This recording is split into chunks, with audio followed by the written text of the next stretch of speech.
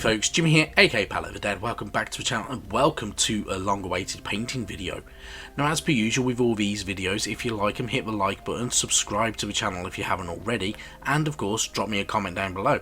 I love hearing back from you guys. It goes a massive way to helping out the channel too. Now, with this painting video, obviously it's been a long time coming, but finally we're going to have a look at painting the Hobgrots. Now, this is by no means the definitive way of painting up Hobgrots. If you have wanted to paint them the same way the magazine paints them, by all means paint them that way. If you wanted to go with a different colour scheme, by all means go with that colour scheme. It is entirely up to you. They are, at the end of the day, your minis and your kind of style and painting. So have at it, have a bit of fun and paint them up the way you wanted. Personally, I have chosen to paint them the way this is. It more resembles the GW method, and they stand out, they separate quite well from the rest of the Grots and the Oryx a little bit better, and yeah, just makes them stand out. It's slightly different as well, so it's a little bit better in my opinion, but obviously it's down to everybody really, so it is what it is.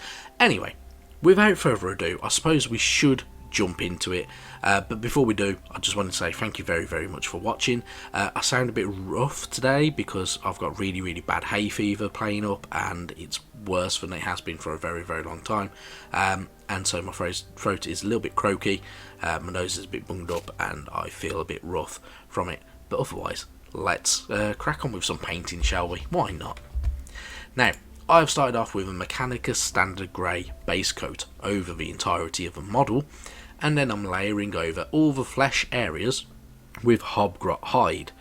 This is, in my opinion, the slightly better colour for it. Now, obviously, the paint is called Hobgrot hide because it's designed for painting up them Hobgrot skins. It was released when they released the Dominion box, so it kind of fits in, and I'm not too sure why the magazine goes green with it.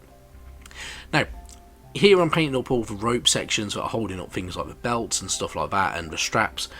With this, I'm actually using Baneblade Brown to do so, which is a fairly decent colour. I've used it on a lot of the Oryx already, and it works very well for all them kind of ropey bits once you apply a shade over the top of it.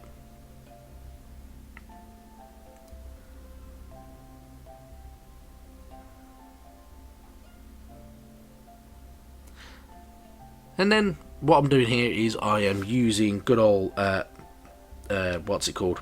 I've even forgotten what it is. Fondia Brown, that's the one. I forgot what the paint was. Fondia Brown over the kind of loincloth sections that these Hobgrots are wearing. Makes them stand out a little bit different. It also darkens the model a little bit as well. Makes them fit in with the Oryx, which I have done exactly the same thing with. And then I'm painting up the tassel area. So the tassels, in all honesty, I have gone with corn red for the base coat of these tassels, and also for things like the kind of leather wrapping around things like handles of knives and such like. It works very well. It makes them stand out. It adds a little tiny difference to the colour of your mini too.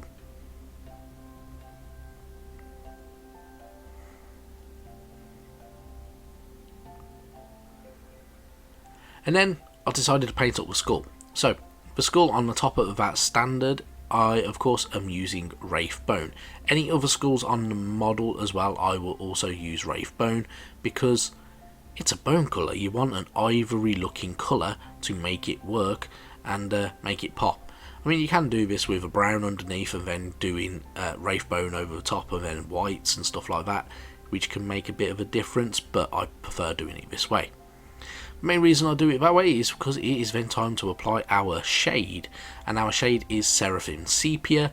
It is a very nice shade. It goes into all them nice recesses, darkens everything but doesn't mute them too much at the same time. It goes very nicely to add in them kind of shaded recess areas, which I can apply over pretty much everything we have painted so far.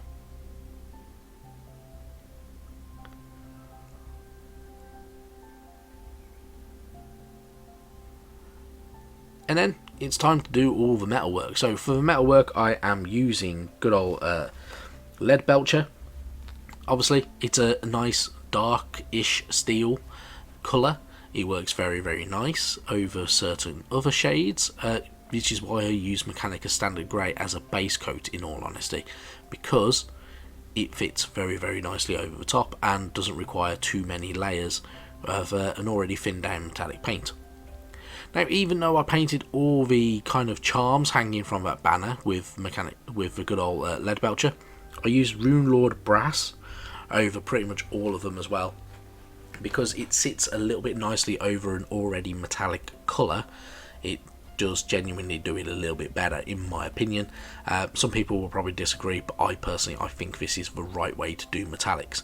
If you have a light, kind of a bright metallic like Rune Lord Brass over a lead belcher, it works very, very nicely. Now, I have missed out a step here. I used Mornfang Brown to paint the kind of wood of the standard, and now I'm just layering over with Nuln Oil over all the metal work and over all the woodwork, and it brings it all nicely in together and does just the right job. Now, obviously, this isn't always the end of a model. You can do extra edge highlights if you wish to. So if you want to edge highlight your metals, you can use lead belcher back over the top of it. You can do a little bit of Stormhost silver if you wanted to, or whatever you want to do. Personally, I like this little bit of a grimy look. I don't think it needs anything else, in my opinion. I just think it looks far, far nicer the way it is, and I will be leaving it as so. And that is it. It's a fairly basic colour scheme. It's very, very, very easy to do. You can't go wrong with it. Whether you're painting them up green, whether you're painting them up Hobgrot hide, whether you're using browns, whether you're using black and white, you can do.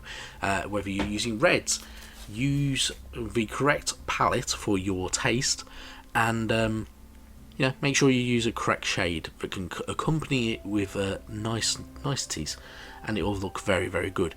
But otherwise, that's it. So, dead easy, dead straightforward, that's it. Now, these obviously are going to sit very, very nicely with my Oryx that I've already got painted. I have got to catch up on a load of others, and I will do sometime soon. But yeah, otherwise, thank you very, very much for watching, and I will no doubt see you sometime soon. Bye-bye now.